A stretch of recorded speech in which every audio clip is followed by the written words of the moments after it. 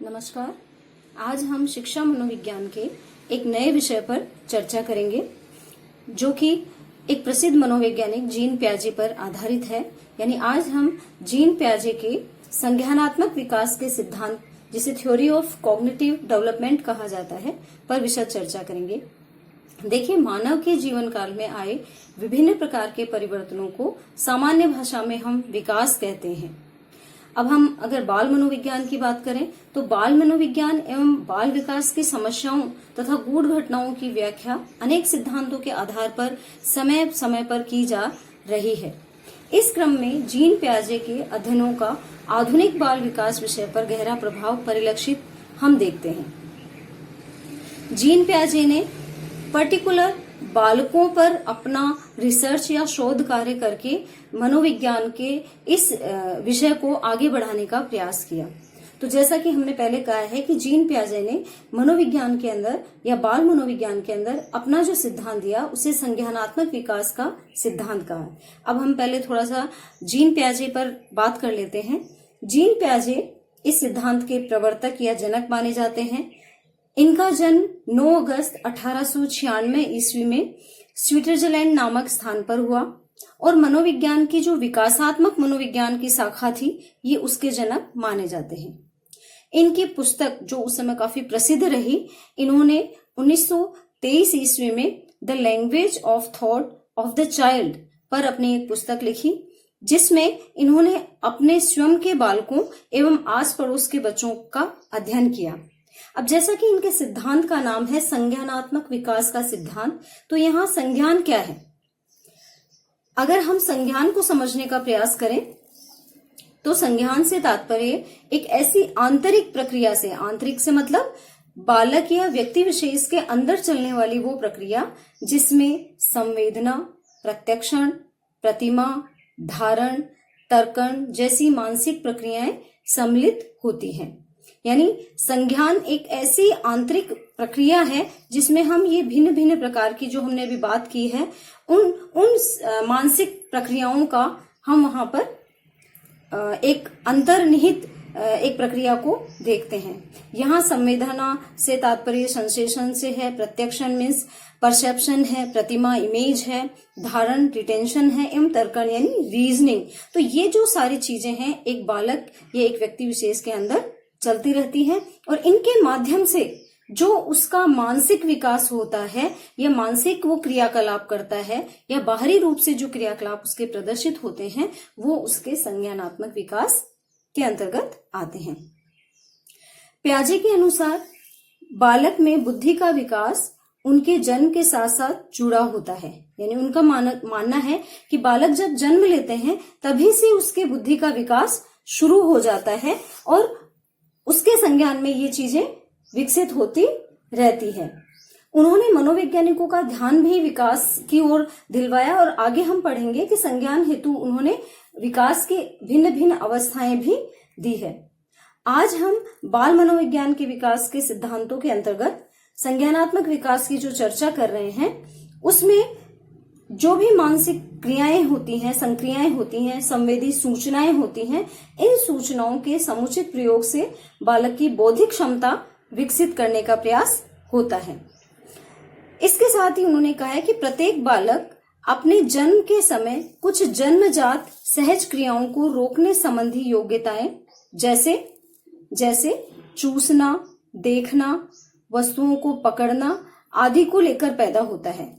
क्योंकि यहाँ उन्होंने बात की है कि बालक में बुद्धि का विकास उनके जन्म के साथ ही जुड़ा होता है, तो उन्होंने कहा है कि जो सहज जन्मजात क्रियाएं होती हैं बालक अपने साथ लेकर ही पैदा होता है, जिसमें हम देखते हैं सामान्यतः चूसना है, देखना है, वस्तुओं को अपने स्तर पर अपनी योग्यता के अनुसार वो पकड़ने का प्रयास करता है। इसके अतिरिक्त बालक इसके बाद जैसे जैसे बड़ा होता है उसकी इन क्रियाओं यानी जो शारीरिक क्रियाएं हैं उनका दायरा धीरे धीरे बढ़ने लगता है। जहां पकड़ने का प्रोसेस उसका छोटी छोटी चीजों को बड़ी मुश्किल से पकड़ने का होता है, जैसे जैसे वो बड़ा होता है उनको और अच्छे तरीके से वो पकड़ पाता है या पकड़ने का प्रयास वो कर पाता है। इसके अतिरिक्त वह बुद्धिमान बनता जाता है धीरे धीरे उन चीजों के प्रति। यानी हमने बात की कि जैसे जैसे बालक बड़ा होता है उसकी शारीरिक क्रियाओं का दायरा बढ़ने लगता है, क्षमताएं बढ़ने लगती है और वो अपने उन क्रियाओं के प्रति और अधिक बुद्धिमान होने लगता है या उसकी बुद्धि और अधिक विकसित होने लगती है। अब हम देखते हैं कि उसकी बुद्धि या उसके संज्ञान पक्ष का जो विकास होता है उसको कौन कौन से फैक्टर्स होते हैं या तत्व होते हैं या कारक होते हैं जो प्रभावित करते हैं। इसमें पियाजे ने 4 प्रमुख कारकों का अध्ययन किया है। जो पहला है जैविक परिपक्वता या बायोलॉजिकल मैच्योरेशन। अब ये जैविक परिपक्वता क्या है?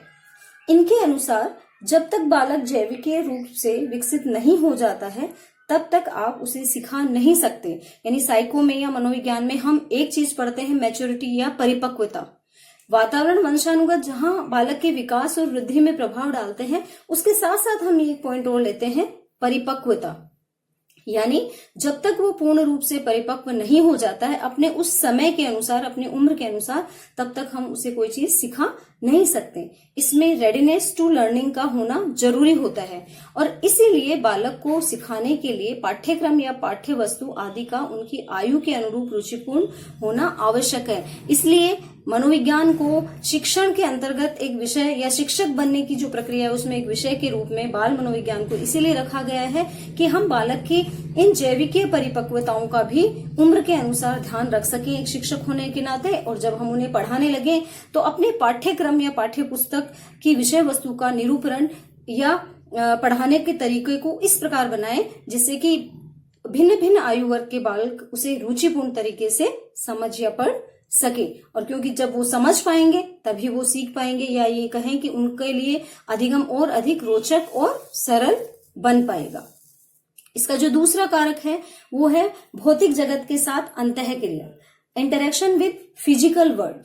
बालक अपने आसपास की वस्तुओं को देखकर, छूकर, खोलकर एवं तोड़कर उनसे अपनी समझ विकसित करने का प्रयास करता है एवं धीरे धीरे अपनी इन्हीं क्रियाओं एवं अनुभवों से उसके संज्ञान का निर्माण होता है। इसलिए हमें ये चीज पता होनी चाहिए या हमें ये चीज ध्यान रखनी चाहिए कि जब बालक छोटे होते हैं और वो कुछ इस तरह की क्रियाएं भी करते हैं जिसमें चीजों को वो तोड़ते हैं तो हमें कहीं कम स्तर पर उन्हें टोकना चाहिए या रोकने का प्रयास करना चाहिए, क्योंकि ऐसी क्रियाएं करके भी बालक सीखने की ओर बढ़ता है।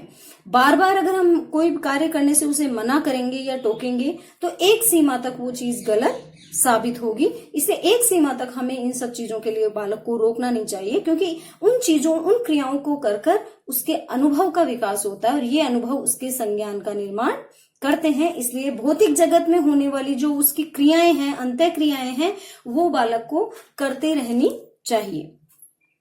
अगला जो कारक है बालक के संज्ञान को जो प्रभावित करता है वो है सामाजिक वातावरण के साथ साथ अंतःक्रिया। अभी तक हमने पढ़ा भौतिक वातावरण के साथ अंतःक्रिया, अब हम देख रहे हैं सामाजिक, क्योंकि व्यक्ति विशेष को हम मानते हैं कि एक सामाजिक प्राणी है और बालक समाज में रहकर ही सीखता है। वंशानुक्रम के साथ साथ हम वातावरण की भी बात करते हैं और वातावरण समाज में ही तैयार होता है, इसलिए यहाँ ये भी जरूरी है। बालक सामाजिक सदस्य के रूप में सामाजिक वातावरण की विविध क्रियाएं जैसे सहयोग, प्रतिस्पर्धा, परंपरा एवं लोकाचार के द्वारा अनुभव प्राप्त कर अपने संज्ञान को विकसित करने का प्रयास करता है। इसलिए बालक को हमें समाज से भी अंतःक्रिया करने के लिए उत्प्रेरित करना चाहिए, तैयार करना चाहिए, उसे समाज के बीच भी रखना चाहिए। आज के माहौल में ये सबसे बड़ी दिक्कत होने लगी है कि एकल परिवार के अंतर्गत रहते रहते या परिवार में एक दूसरे को समय न दे पाने कारण से बच्चे सामाजिक सरोकारों को भूलते जा रहे हैं और समाज से जो चीजें उन्हें सीखनी चाहिए, हमारी संस्कृति, हमारी परंपरा, हमारा लोकाचार, वो नहीं सीख पाते और उन विषयों से संबंधित उसके संज्ञान का विकास नहीं हो पाता। या हम ये कहें कि एडजस्टमेंट न करने वाली जो समस्याएं हैं वो ज्यादातर इस रूप में देखी जाती हैं। अब हमारा जो अगला कारक है वो है सभी के मध्य संतुलन बनाना। ये सबसे महत्वपूर्ण चीज है। यहाँ सभी से तात्पर्य है ऊपर के जो हमने 3 कारक पढ़े हैं, जैविकीय परिपक्वता, भौतिक जगत के साथ अंतःक्रिया, सामाजिक वातावरण के साथ अंतःक्रिया, इन तीनों के मध्य अगर हम बालक को संतुलन बनाना सिखा देते हैं तो उसका बौद्धिक विकास काफी अच्छे से हो पाएगा। यह पियाजे के सिद्धांत का सबसे महत्वपूर्ण कारक है। उनके अनुसार संतुलनीकरण विकास के अन्य तीनों बिंदुओं के मध्य समन्वय स्थापित करता है, जिससे बालक का बौद्धिक विकास परिपक्वता की ओर अग्रसर होता है। इसलिए ये कारक बहुत ज्यादा इंपॉर्टेंट है। संतुलनीकरण, हम जीन प्याजे के तत्वों को जब पढ़ते हैं तो वहां पे हम इसको अलग से पढ़ते हैं, इसलिए ये भी होना बहुत अनिवार्य होता है। जीन प्याजे के द्वारा बताए गए इन चारों कारकों को हमें पता रखना होगा उनके संज्ञानात्मक विकास को पढ़ते समय। लेकिन इनके अलावा भी इस सिद्धांत के कुछ महत्वपूर्ण संप्रत्यय हैं, यानी उनका जो संज्ञानात्मक विकास का सिद्धांत है उनके कुछ महत्वपूर्ण ऐसे संप्रत्यय हैं जिनकी व्याख्या करना भी आवश्यक है, क्योंकि इनकी व्याख्या, इन पॉइंट्स की व्याख्या किए बिना या इनको समझे बिना हम जीन प्याजे के संज्ञानात्मक विकास को पूर्ण रूप से या अच्छे तरीके से समझ नहीं पा सकते हैं। इसलिए इनका जो पहला या प्रमुख संप्रत्यय है वो है अनुकूलन, जिसे अडेप्टेशन कहा जाता है। यहाँ वातावरण के साथ सामंजस्य बनाना ही अनुकूलन कहलाता है, और वातावरण के साथ सामंजस्य बिठाना एक मनुष्य मात्र या बालक मात्र की एक जन्मजात प्रवृत्ति होती है। और इस जन्मजात प्रवृत्ति में जो जीन प्याजे के अनुसार बालकों के वातावरण के साथ सामंजस्य बिठाने की जो जन्मजात प्रवृत्ति बताई है, जिसे अनुकूलन कहा जाता है, इसकी 2 उपक्रियाएं बताई गई हैं। इन 2 उपक्रियाओं के अंतर्गत पहली है आत्म सात्विकरण, जिसे एसिमिलेशन कहा जाता है, और दूसरी है समायोजन। तो हम पहले की चर्चा करते हैं। आत्म सात्विकरण, इसके अनुसार बाह्य जगत की व्याख्या अपने पूर्वानुभवों एवं ज्ञान के आधार पर, यानी बालक जो अपने आसपास का भौतिक वातावरण है उसकी व्याख्या अपने पहले के अनुभव, जो उसने अब से इससे पहले जो ग्रहण किए थे उनके आधार पर या अपने ज्ञान के आधार पर करता है। जैसे बचपन में जब वो छोटा था तो उसको एक खिलौना लाके दिया घोड़े के रूप में या बंदर के रूप में हम कहें, तो घोड़ा उसको एक पता है, वो उसका पूर्वानुभव है, उसका ज्ञान है, लेकिन कभी उसको चित्र के माध्यम से, टीवी के माध्यम से या बाहर उसने ऊंट को देखा तो भी वो उसको घोड़ा ही बोलेगा। क्यों बोलेगा? क्योंकि घोड़े के और ऊंट के दोनों के 4 पैर होते हैं, वो भी उसी तरह से लगभग चलता है, गर्दन में थोड़ा अंतर होता है, लेकिन क्योंकि उसका पूर्वानुभव, उसका ज्ञान जो है वो घोड़े को लेकर है, तो इस प्रारंभिक स्तर पर वो उसे ऊंट को घोड़ा ही बोलेगा। लेकिन जैसे जैसे उसका ये अनुभव बढ़ता जाएगा, ज्ञान का दायरा बढ़ता जाएगा, उसकी मैचुरेशन जो है वो धीरे धीरे बढ़ती जाएगी, तो बालक अब ऊंट को ऊंट ही कहेगा, घोड़ा नहीं कहेगा।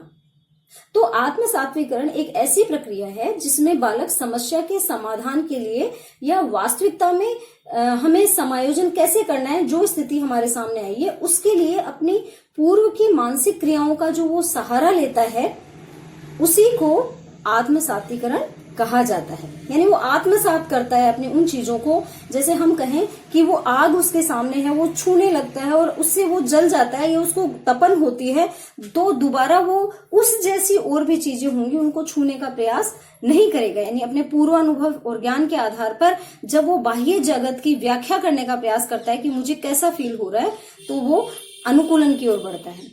इसी का दूसरी जो अवस्था है वो है समायोजन की अवस्था, अकोमोडेशन जिसे कहा जाता है।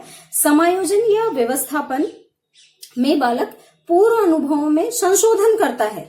जो बात मैंने आपको पहले बता दी कि ऊंट की विशेषता घोड़े से पृथक होने पर अपनी जो कल्पना उसने की थी, कल्पना में वो सुधार करता है। अब उस सुधार के लिए वो अपने माता पिता से पूछता है, अपने और किसी रिलेटिव से जानकारी प्राप्त करता है, और इस आधार पर जब वो अपने इस ज्ञान में, यानी घोड़े से अतिरिक्त ऊंट की क्या विशेषताएं होती है जिससे कि उन दोनों को हम पृथक कर सकते हैं, उस ज्ञान में वो वृद्धि करता है, अपने उस ज्ञान के भंडार में वो वृद्धि करता है, तो उसे समायोजन करते हैं। और भविष्य में जब वो अपनी उस गलती की पुनरावृत्ति, हम उसे देखिए गलती नहीं कहेंगे क्योंकि उसका अनुभव जो था, उसका ज्ञान था वो उतना ही था, लेकिन बाद में जब वो उसको सुधार कर लेता है और फिर उसको वो अपना लेता है, तो ये अनुकूलन या समायोजन की प्रक्रिया होती है। अब जब कभी भी वो ऊंट को देखेगा तो ऊंट की विशेषताओं को ध्यान में रखते हुए वो उसे ऊंट कहेगा, और जब वो घोड़े को देखेगा तो घोड़े की विशेषताओं को ध्यान में रखते हुए वो उसे घोड़ा ही बताएगा। ये उसके संज्ञान का विकास है ऊंट और घोड़े को लेकर। दूसरा जो संप्रत्यय है वो साम्य धारणा है, इक्विलिब्रेशन जिसे कहा जाता है। साम्य धारण एक ऐसी स्थिति होती है जिसमें बालक अपने द्वंद से निष्कर्ष की ओर पहुंचता जाता है। यहाँ पर भी आत्मसातीकरण और जो समायोजन की प्रक्रिया चलती है, इनके बीच में अगर वो संतुलन स्थापित कर लेता है, आत्मनियंत्रण, सेल्फ रेगुलेटरी जिसे कहा जाता है, उस प्रक्रिया को अपनाकर अगर वो संतुलन स्थापित कर लेता है तो उस प्रक्रिया को साम्य धारण कहते हैं। यानी वो जो द्वंद की स्थिति, घोड़े और ऊंट को समझने के बीच में कहीं कहीं जो डिफरेंसेस हैं उन दोनों के बीच में, एक तरफ तो उसे लग रहा है कि नहीं ये घोड़ा ही है क्योंकि दोनों में 4 टांगे, घोड़े के भी मैंने देखा था 4 टांगे, इसके भी है, लेकिन दूसरी तरफ उसको कहीं ना कहीं उसकी गर्दन को लेकर, उसके बोलने के तरीके को लेकर कुछ फर्क लग रहा है। तो जो ये द्वंद और संज्ञान को लेकर जो असंतुलन पैदा हो रहा है, उससे निकलकर अपने ज्ञान को, एक नए ज्ञान को विकसित कर लेता है, तो इसे साम्य धारण कहते हैं, जिस निष्कर्ष पे वो पहुंच जाता है। तीसरा जो हमारा संप्रत्यय है वो है संज्ञानात्मक संरचना। संज्ञानात्मक संरचना हमारा तीसरा संप्रत्यय, कॉग्निटिव स्ट्रक्चर। बालक का मानसिक संगठन या मानसिक क्षमताओं का सेट, यानी किसी बालक का जो मानसिक रूप से उसके मस्तिष्क की जो क्षमताएं हैं उनका दायरा क्या है, उनकी संरचना कैसी है, एक सेट ऑफ जो मेंटल स्टेटस उसका क्या है, वो इसके अंतर्गत आता है। जो संज्ञानात्मक संरचना होती है वो बालक के संज्ञान या बुद्धि पर भी काफी प्रभाव डालती है, इसलिए ये भी संज्ञानात्मक विकास के लिए बहुत जरूरी मानी जाती है। अगला जो हमारा संप्रत्यय है वो है मानसिक संक्रिया। जब बालक किसी समस्या के समाधान पर चिंतन करता है तो यह जो चिंतन करने की प्रक्रिया है वो चिंतन का प्रमुख एक उपकरण होती है और वही मानसिक संक्रिया कहलाती है। ये चिंतन अपने आप में एक टूल है, एक उपकरण है, जिसके माध्यम से वो अपने संज्ञानात्मक संरचना को और अधिक डेवलप करने का प्रयास करता है, या ये कहें कि मानसिक जो संक्रिया जिसे मेंटल ऑपरेशन कहा जाता है उसको बढ़ाने का प्रयास वो करता है। अगला जो हमारा संप्रत्यय है वो है स्कीम्स। स्कीम्स का मतलब होता है कि व्यक्ति विशेष या बालक विशेष के जो व्यवहारों का एक तरीका होता है, एक पैटर्न होता है, या जिसे संगठित पैटर्न कहा गया है, वो स्कीम्स कहलाता है। यहाँ देखिए, मैं आपको एक बात क्लियर करना चाहूंगी कि एग्जाम में जाता है स्कीमा पर प्रश्न आता है, लेकिन हम स्कीम और स्कीमा दोनों में थोड़ा कंफ्यूज हो जाते हैं, जबकि ये दोनों चीजें सेम न होकर अलग अलग होती है। तो पहले हम चर्चा कर रहे हैं स्कीम की। स्कीम व्यवहारों का संगठित पैटर्न है। जैसे हम अपने दिनचर्या में कुछ हमारे तरीके या व्यवहार ऐसे होते हैं जो हम रोजाना एक तरीके से दोहराते हैं। सुबह हमारा उठने का समय, उठकर सर्वप्रथम हम क्या करते हैं वो हमारा तरीका, और फिर उसके बाद में हम उस चीज को कैसे आगे से आगे कंटिन्यू करते हैं, वो प्रत्येक व्यक्ति का थोड़ा अलग होता है। जैसे यहाँ हमने एग्जाम्पल लिया है कि बालक स्कूल जाने के लिए जब तैयार होता है तो वो क्या करता है, बैग तैयार करना, ड्रेस पहनना, उसका जूते पहनने का तरीका, स्कूल से आकर अपनी चीजों को किस तरह से वो व्यवस्थित करके रखता है। अव्यवस्थित रूप से कई बच्चे फेंक देते हैं इधर उधर, और सुबह उनको ढूंढना पड़ता है। कुछ बच्चे उनको एक करीने से पहले रखते हैं, फिर अपना हाथ मुंह धोते हैं, फिर खाना खाते हैं, फिर टीवी देखते हैं, फिर तो ये जो एक पैटर्न रोजाना का जो सामान्य रूप से एक जैसा चलता है उसको स्कीम्स कहा जाता है, और वो बालक के या व्यक्ति विशेष के व्यवहार को दर्शाता है। यानी ऐसी मानसिक संक्रिया जो अभिव्यक्ति के रूप में प्रदर्शित होती है वो स्कीम्स कहलाती है। मैं दोबारा इस चीज को दोहराऊंगी कि हमारे व्यवहारों का एक जैसा मिलता जुलता हमेशा चलने वाला एक तरीका जो कभी कभी परिवर्तित हो सकता है, लेकिन वो ज्यादातर संगठित रूप से एक पैटर्न के रूप में होता है कि हाँ ये चीज तो इसी तरह से हम करते आए हैं, ये मेरी आदत है, ये मेरा व्यवहार है। तो वो अभिव्यक्ति का जो रूप होता है वो स्कीम्स कहलाते हैं। मानसिक संक्रिया की अभिव्यक्ति का जो रूप है वो स्कीम्स कहलाता है। जबकि अगर हम बात करें स्कीमा की, तो स्कीमा एक ऐसी मानसिक संरचना है, पैटर्न नहीं है, एक ऐसी संरचना है जिसका सामान्यीकरण किया जा सके। वो उसके व्यवहार को परिलक्षित करने का तरीका नहीं है, बल्कि वो किसी चीज को किस तरह से, जैसे बालक के द्वारा बॉल पकड़ना, तो उसके लिए वो इजी वे क्या है, इजी तरीका उसके लिए क्या है, वो ही उसका स्कीमा कहलाता है। स्कीम्स और स्कीमा बिल्कुल अलग संप्रत्यय हैं। प्याजे का जो स्कीमा है उससे तात्पर्य एक ऐसी मानसिक संरचना से जिसका सामान्यीकरण किया जा सकता है, तथा स्कीमा एक तरह से मानसिक संक्रिया या संज्ञानात्मक संरचना से संबंधित एक संप्रत्यय होता है। अगला जो हमारा तत्व है वो है विकेंद्रीकरण। विकेंद्रण, डिसेंटरिंग, इसका मतलब है किसी वस्तु या घटना के विषय में वस्तुनिष्ठ या वास्तविक तरीके से सोचने की जो क्षमता होती है वो विकेंद्रण कहलाता है। यह क्रिया आयु के अनुरूप विकसित होती है। जैसे जैसे व्यक्ति या बालक की आयु बढ़ती जाती है, ये किसी चीज के प्रति सोचने का जो उसका तरीका है, वस्तुनिष्ठ तरीके से सोचना, कभी हमने इस चीज को किस रूप में, कभी बच्चा कहेगा ये ऊंट है, कभी कहेगा घोड़ा है, नहीं, लेकिन जब एक आयु बढ़ती जाती है उसके बाद वो पर्टिकुलर रूप से उस चीज को किस तरह से सोचेगा, वो सोचने का तरीका विकेंद्रण कहलाएगा। और इसका जो अंतिम संप्रत्यय है वो है संरक्षण। संरक्षण जिससे तात्पर्य है कि वातावरण में परिवर्तन और स्थिरता दोनों को पहचानने एवं समझने की क्षमता, क्या परिवर्तन हो रहा है, किस तरह से हमें अपने टाइम टेबल को, रूटीन को चेंज करना है। स्कूल का टाइम टेबल चेंज हो गया तो हमें किस तरह से चेंज करना है, बीच में कोरोना पीरियड आ गया, वहां हमें अपने पढ़ाई का शेड्यूल को किस तरह से फिक्स करना है। ये जो चीजें हैं ये संरक्षण के अंतर्गत आती है। पियाजे के सिद्धांत में एक महत्वपूर्ण संप्रत्यय है संरक्षण से तात्पर्य वातावरण में परिवर्तन और स्थिरता, जो दोनों चीजें हो रही हैं उनको पहचानने का प्रयास। जो जो परिवर्तन हो रहे हैं उसके अनुरूप हम किस तरह से अपनी बातों को, अपने संज्ञान को बदलेंगे, और जो स्थिर है उस चीज को हम कैसे पहचानने का प्रयास करेंगे। कैसे किसी वस्तु के रंग रूप में परिवर्तन हो रहा है, तत्व में किस तरह से परिवर्तन हो रहा है, ठोस क्या है, द्रव्य क्या है, इनको हम पहचानेंगे कैसे, भाप कैसे बन जाती है, गैस के रूप में कोई पदार्थ कैसे बदल जाता है, इनको अलग अलग रूप में समझने का प्रयास, उनके परिवर्तन को समझने का प्रयास ही संरक्षण कहलाता है। तो इस प्रकार आज हमने सिर्फ जीन पियाजे के प्रमुख संप्रत्ययों को और उन कारकों को जानने का प्रयास किया है जो उनके सिद्धांत में बार बार हमें पढ़ने को मिलते हैं। अगला जो हमारा वीडियो होगा उसमें हम जीन पियाजे के महत्वपूर्ण संज्ञानात्मक सिद्धांत के जो महत्वपूर्ण बिंदु है, उनकी अवस्थाएं, उनका अध्ययन करेंगे। धन्यवाद।